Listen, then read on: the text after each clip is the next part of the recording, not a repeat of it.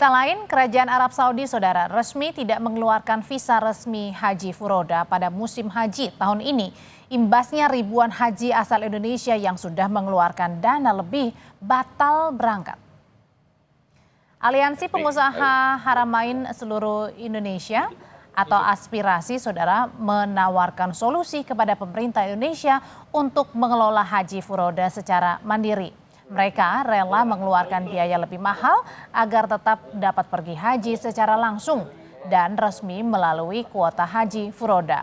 Meski kuota Haji Furoda merupakan kebijakan Kerajaan Arab Saudi, Aspirasi berharap ada titik temu terkait regulasi yang bisa menjembatani calon haji tetap bisa berangkat melalui visa Furoda.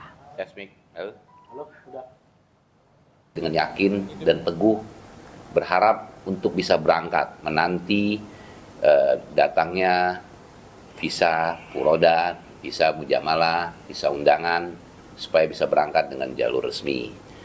Mereka ini mengeluarkan biaya yang tidak sedikit ya. Terkadang fasilitasnya belum tentu lebih baik dari haji khusus. Suatu hal yang sangat disayangkan di sisi lain ada orang-orang yang siap membayar lebih gitu ya untuk memperoleh peluang untuk berangkat. Di sisi lain ada kuota-kuota yang tidak terserap secara optimal, ada kuota yang seharusnya bisa diperoleh tapi tidak diajukan atau diambil ya.